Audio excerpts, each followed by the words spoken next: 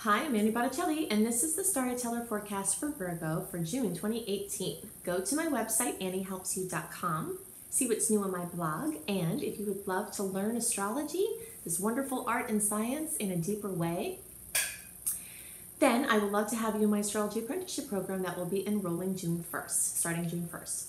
Okay, so what's going on in this month of June? We have eclipse rumblings already. Can you believe it? Doesn't it seem like we just kind of have recovered from the last eclipse cycle? So twice a year we have eclipse season, as I call it, and it's a time when there's an increasing probability of major and often sudden trajectory changes. So we're going this way and then whoop, something happens and we wind up going in a completely different direction. Dramatic accomplishments or closures coming to fruition, or new beginnings, or actually new beginnings, new opportunities, new golden doors flying open with possibilities. So the odds are increased for all of these things at eclipse time. We have 3 eclipses in this cycle. 2 of them are in July, 1 of them is in August. So I'm going to break down my reports to focus June, July, and August on each of these 3 eclipses and where Virgos will see it in their chart, their personal charts, okay? So the one on July 12th is a partial solar eclipse at 20 degrees of Cancer. And the reason we're talking about this in June when it's in July is that we often see eclipse manifestations 4 to 6 weeks before they actually happen. So even in May, you could have started seeing this. But by June, it's really ripe and ready for manifestations from this eclipse. Okay, so the July 27th total lunar eclipse at 4 degrees of Aquarius, we'll talk about that one in my July report. And then August 11th, we have a partial solar eclipse in the sign of Leo at 18 degrees. And I'll talk about that one in my August report. So between my June, July, and August, you'll get a snapshot of where these are going to hit in your chart and the possibilities that are increased at that point. Okay, so something to note is that I've been talking about Mars retrograde for a long time. May 11th, we started the pre-transit shadow period, meaning we're kind of getting into what Mars retrograde is like. So maybe you have noticed what this feels like depending on when you're watching this, if this is after May 11th. And if not, you have this to look forward to. June 26th through August 26th, Mars is in retrograde. And then from August 26th through October 11th, we have the post-shadow period, okay? So this is a long transit, and so I want to tell you a lot about this. So we're going to talk more about that in the general transit. I also have a blog and a video on Mars retrograde, so if you search for Annie Botticelli, Mars retrograde, you'll see a lot more details about that. But in general, ambitions tend to wane, and any forcing of things doesn't tend to work out. Okay, so if you're usually just pushing and doing things, and once Mars retrograde comes, when you push, the key theme could turn into frustration if you're not watching the signs. That's why I want you to know about this, because it can give you permission to relax and permission to not push. Because if you know that it's maybe better to not push, then you can have a very enjoyable, relaxing, wonderful, and even productive Mars retrograde cycle. But because we've got this opening up of things that the solar eclipse will bring, can also bring some endings that then start the new beginnings, at the same time as we have this retrograde energy, there may be this, well, there's very likely to be this eye towards the past when it comes to new things, okay? So the new potentials that we're going to talk about, just note that there's this strong energy of the past. Doesn't mean that something brand new can't come in and won't work out. It just means that there's more of a likelihood something you've thought of in the past, a contact from the past, something you worked on in the past, you know, that the new thing that comes up has some relationship to that. So pay special attention with those things. Okay, so I'm calling the theme of the month for Virgos for June, Web of Support. And that's because there's this strong focus on the 11th house. And so we're kind of split down the middle here with the placements, because if you are an early degree placement, you'll definitely feel this in the 11th house. If you're a middle degree placement, you could feel this in the 11th house, but you could also feel it in the 10th house. And if you're a late degree placement, you're going to feel this in the 10th house, okay? Some of you are on the line there, so you might see manifestations of both. So pay attention to both, but I just wanted to break it up that way, okay? So when we say early, middle, and late, early degree placements are the first 10 days of the birthdays or the first 10 degrees of the rising sign. If you're watching for your rising, like 0 to 9 degrees. 10 degrees to 19 degrees for your rising sign. The middle degree placements or the second set of 10 days birthday, okay? So, and then the late degree placements are the last 10 days of the sign or the last 10 degrees, so 20 to 29 degrees, okay? All right, so what are we looking at here? Solar eclipses bring in these new possibilities. Sometimes there's an ending that comes along with a new possibility. Sometimes they just come in unrelated to any other ending. The 11th house, where you may see these manifestations, may have something to do with groups, teams, large organizations, whether you're running one or you're part of one, your place within a group, your place within a community, finding your place, finding your people, you know, that you resonate with, that are like-minded. Humanitarian efforts, friends, friendships, you might see new friends come in or an acquaintance from the past come in and become a deeper friend. You might see a wider acquaintance web, or you might see a smaller, more concentrated web of light. I'd like to see this as a web of light, you know, the people that support us and that we're working with together for certain, whatever it is we're working on. So this web of support is becoming the focal point. And many different things can happen with the web of support. You know, like I said, you could get it smaller and more concentrated because you're getting more discerning with your friendships, or you could have contacts kind of come into the forefront where it widens your networks, or both. Both things could be happening at the same time. You could be working on futuristic things or internet-based projects, innovative ideas, doing things that no one has done before, or in ways that are not common, or helping to pioneer efforts this way. You could be renewing, redoing, redefining your relationship with technology, with devices, with social media. That's all part of this increased potential. And along with that, we've got the focus on internet privacy. So you might see yourself educating yourself more about the things there are to know about keeping yourself safe on the net. So for the other middle degree and the late degree placements who may not feel those things, there's this increased potential of 10th house manifestation for you. So the 10th house has to do with, and so you might see these opportunities come with your work, your job, your profession, your career, your vocation, your path, what you feel like you're doing in this life, your relationship with your father figures, authority figures. You might develop a new way to work. I've been talking about this theme that will continue because astrologically we have outer planets that are bringing this theme. So this is going to become more of a focal point over time, and that has to do with working smarter instead of working harder. Okay, we might also have to work harder at certain things as our path dictates, but working smarter is something that you might find coming up. When I'm talking about this house and this particular set of energies, I like to talk about Timothy Ferriss's book called The 4-Hour Work Week.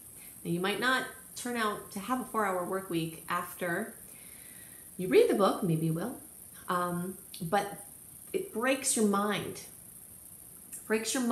out of this idea of full-time work, or where we mostly work and then we sometimes play. Like this ratio of work to play has gotten really far off. So finding new ways to work, and you early degree placements and some of you middle degree placements, this could also turn out to be true for you too, for different reasons than this eclipse placement, but that could turn out to be very relevant for you. So trying to figure out how you can do your work in more efficient ways. One of the things that he talks about in that book is, and this is an amazing life-changing thing if you follow it, we spend a lot of our time working doing busy work to avoid the 1 or 2 or 3 things that we really need to do that would actually make an impact on what it is we're trying to do. So he says to do those like 2 things even at the beginning of the day, before we do anything else on the list, before we do any other busy stuff. And then if you don't get anything else done, you're still making, if you do that every day, you're making headway on what you're trying to do. So things like that just make perfect sense. But anyway, you just have to read the book. It's on Audible also. So those are the things that are most on my mind for Virgos. I want to talk now in more detail about different dates to look out for, my favorite dates of the month, other things to look out for with Mars retrograde, some other general implications of the eclipse that everyone may feel, and some other general energies and aspects that you'll definitely notice. So I'm going to talk about that now. So I'm calling the theme of June 2018 for all signs, the magical act of releasing attachment, with a sub-theme or sub-themes of recreation and recreation. This abundance of air energy this month is going to bring a lot of restlessness, this need to move, variety seeking, the urge to communicate and connect will be very strong. And there will be many opportunities for this as well. So trips, travel near and far, sparkling conversations, chances to connect with people online and in person, a lot of busyness. People often notice when the sun is in Gemini and at this time of year, we've got a lot of busyness. You know, you'll see that things are ramped up. You're here, you're there, you're moving around. There's lots of things that you're trying to pull together. And also interests and things can be coming up and could be all over the board. The urge to move and express will be increased from this energy, but for many people, the desire for movement will be towards recreation rather than productivity. And this is compliments of the impending Mars retrograde transit. We've been talking about this for a long time. I've been prepping you for this. And of course, you can look at my blog, Your Guide to Mars Retrograde, and you can look at my video on the topic. You can just put in Annie Botticelli Mars Retrograde, and you'll pull up my other resources to go deeper into this. But for the most part, for most people, ambitions start to wane. Okay, so the key theme that occurs so much in Mars retrograde is frustration. But it doesn't have to be that way. That only happens if you're trying to go at your usual pace in that transit that's not wanting you to do that. So if you take cues from what's happening and you stop trying to force things, like dropping your agenda, this is one of the reasons why I'm calling this the theme this month, the magical act of releasing attachment. If you drop your agendas, then you can flow more. If you give yourself permission to chill, then the odds of frustration will be much less because you're not trying to push up against this wall of energy that's pushing backwards. So there are some people, however, that have the opposite effect when Mars is in retrograde. Mars rules movement, and some people, and how you use your energy, it rules the assertiveness, that get up and go, your oomph. So if you were born with Mars retrograde in your natal chart, you might have the opposite effect when Mars goes into retrograde. You might be what some people might call lazy or laid back or not ambitious most of the time. But then something crazy happens, maybe you haven't known what it was until now, then Mars retrograde comes and you get lit up while everybody else is going the other way. So that's why I always say, above everything, you have to honor your own personal flow and your intuition when you're listening to horoscopes, because there are always caveats to the general things that we share through horoscopes. So in any case, I always like to give you the heads up, because if you notice yourself getting what you describe as lazy, and then you're trying to give yourself a hard time about it, you can make this month and this transit, which runs from the end of June to the end of August, but really it started May 11th when the shadow period started, and it goes through the beginning of October. This is a long time. So if you understand this is going on, it's more likely that you can give yourself permission to relax. And if you give yourself permission to relax, pure genius can come to you when you're in that relaxed state. The way I like to describe the magic that can happen with this energy is with a typical story. I know myself, I've heard many situations where, let's say a couple is trying to have a baby and they're having trouble getting pregnant, and there's so much stress and there's pressure and they're putting it on and they're worried, and all of this energy is going towards this certain outcome. Then when they make the decision to adopt, sometimes they get pregnant. And the doctors chalk it up as the stress was released from the venture, right? So this is the energy that I want you to remember during this time, because a massive amount of magic, a massive amount of inspiration can come from that quiet time, like the Shavasana at the end of a yoga session. That quiet little short time of integration, of rest, integrates all of the work done prior. And very often when Mars is in retrograde, work that you've done before comes to you. So this energy of being like a spider that's going to be a theme that continues for a while, where you've done work, now you're letting everything come to you, is a good one to follow. Now, if you do have some things that you have to push through, and you don't want to wait until December when we're done with Mars retrograde, then Mercury retrograde, then Venus retrograde, then there are some points here in June where you could do that. And my favorite days are right in the beginning of the month. But I'll go into more details about that. But if you do have some things that you have to push through and you feel that they're, intuitively it's time to do it, then you might be able to take advantage of that energy. Okay, so I really love this month for vacations, because this desire to rest and slack makes an increase in the possibility that you'll enjoy the vacation and you'll leave your worries and work behind.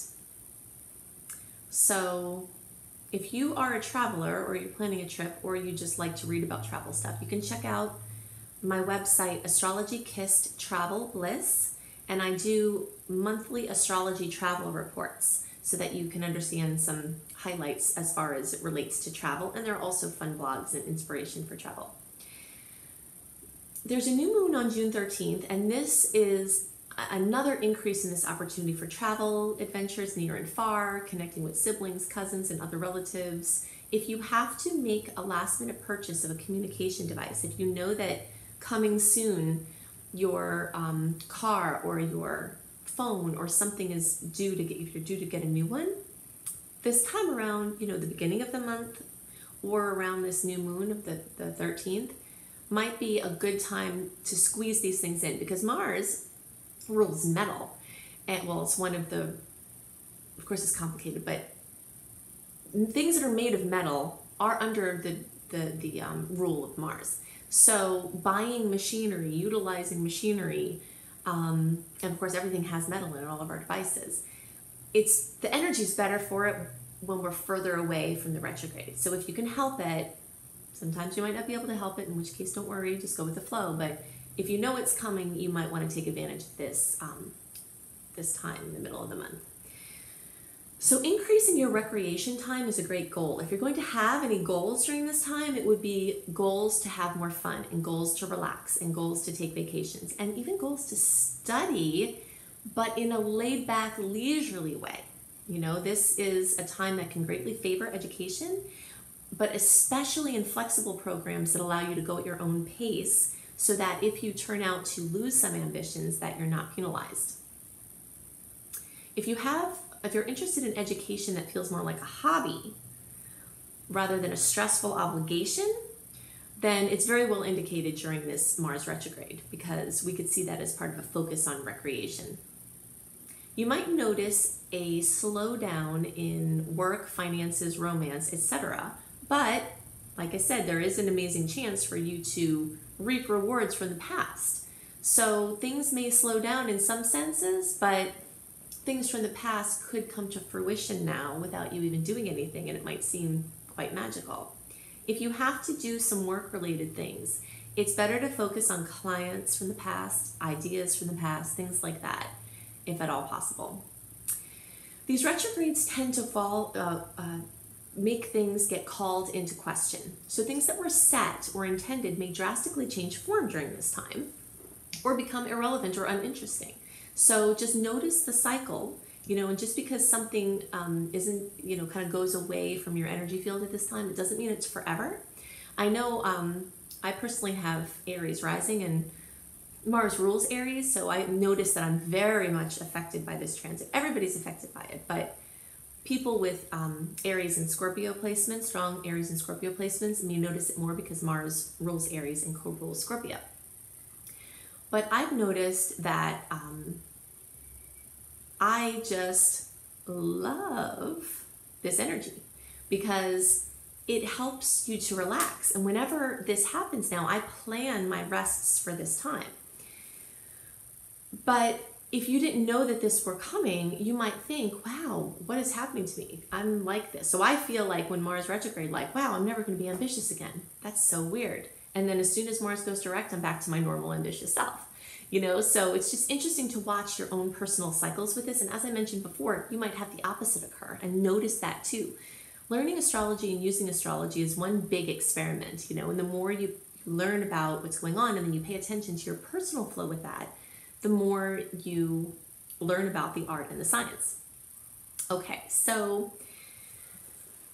many people are going to be questioning many things in life, but there will be a special focus for the job, profession, life path because of the time that Mars is going to spend getting back into Capricorn.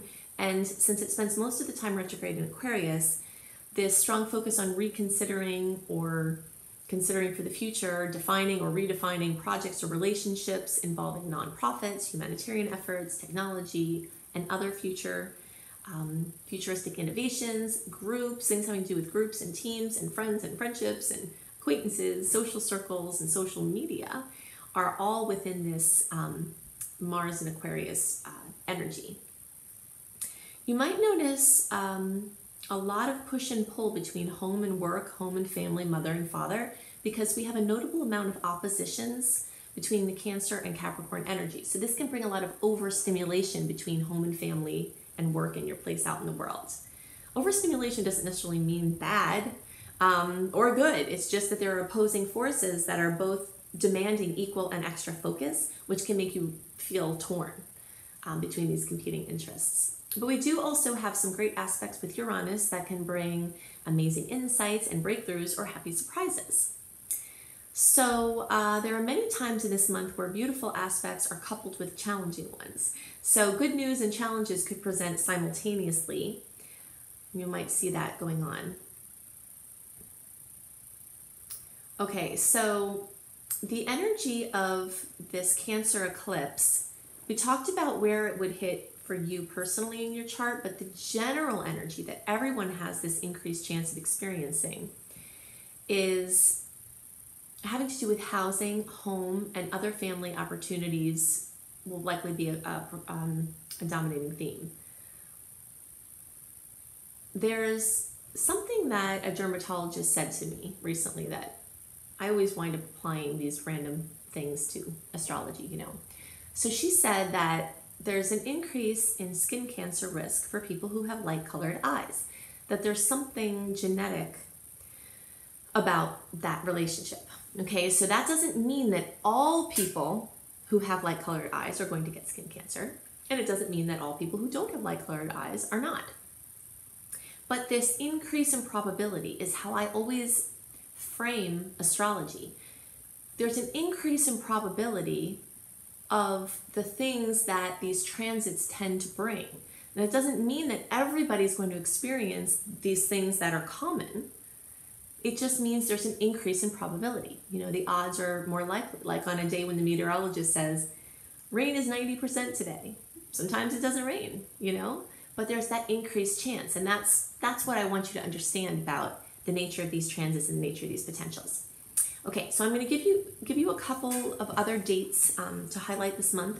And if you want more details about dates and transits of note, then definitely go to my website, anniehelpsyou.com.